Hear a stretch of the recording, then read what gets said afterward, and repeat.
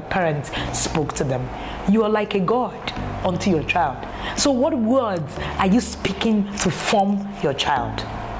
If there's nothing you actually got from any of those videos, please refrain from speaking abusive words to your children. You can actually, instead of telling your child, you're stupid, why did you say, you can say, you can actually hold that cup straight so that he doesn't sleep. Instead of telling the child what not to do, tell the child what to do.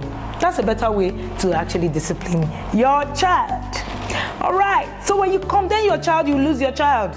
Unfortunately, it's a norm in our climate to actually call children names. We must be careful about that. And if you're not abusive, you look like an ineffective parent.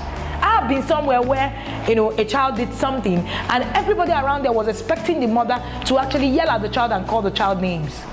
And then a parent, she kept quiet all through. Discipline must not be done in the public place.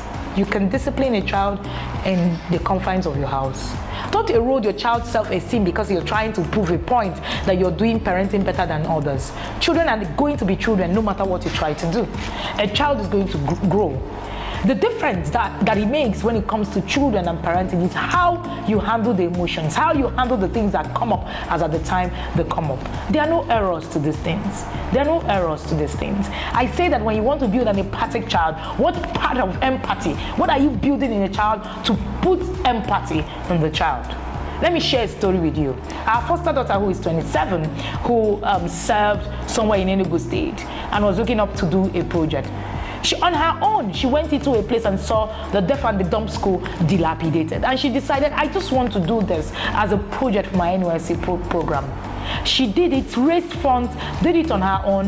Eventually, that got her a national award, an NYSC national award. But I tell you, that wasn't the aim.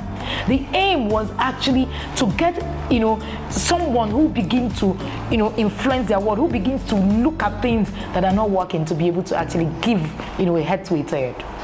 I say every time that your child won't be able to make impact in life if you don't build enough empathy in your child. You need to be able to build empathy. What are you saying to your child that will make your child be able to build this empathy that we are talking about? So, you need to work on you. Become an emotionally intelligent parent. It's key to the things that you say. Another thing that discipline is not is that discipline is not a reward system. Rewards don't really correct misbehaviors. They only change the why and the way children accomplish their task. That's the truth. Children now do it for the rewards. It's not a reward system. Discipline is teaching. You need to understand, you need to have that at the back of your mind for every time to understand that this is it.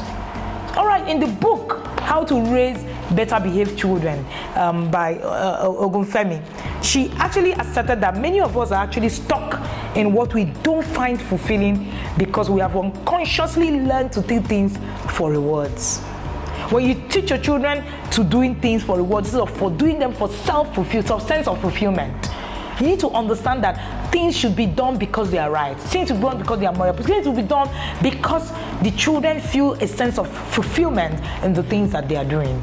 So do not make it a case of, oh no, the child, needs to actually be rewarded for the things that they do right. Yeah, I'm not saying that rewarding a child for doing what is good, it's okay, but you must be careful when you use that and do a reward system. Another thing that discipline is not, this is one of the parts that I like, very interesting. Discipline is not an assumption or accusation trial. Okay, so discipline, we are talking about what discipline is not. We've shared on so many things that discipline is not. We are talking on discipline not being an assumption or accusation trial. I'm going to read you a story that someone shared with me recently. She said I was 14 years old at the time.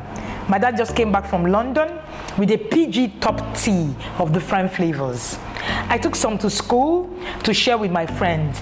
The next day, my classmates brought a lemon-flavored tea to share.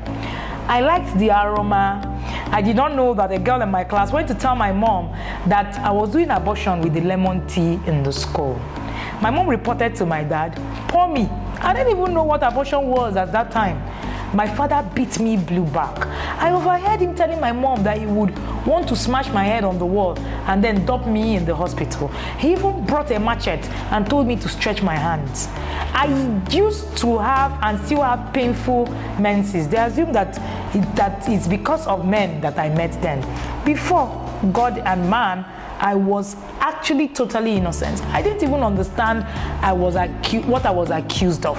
I developed intense hatred in my heart. I attempted suicide 3 times, in school, and this was my story. Someone shared this anonymously with me. Does this resonate with you? Discipline is not an assumption or accusation trial. We need to be careful how we assume things so that we don't make a mess of our disciplinary process.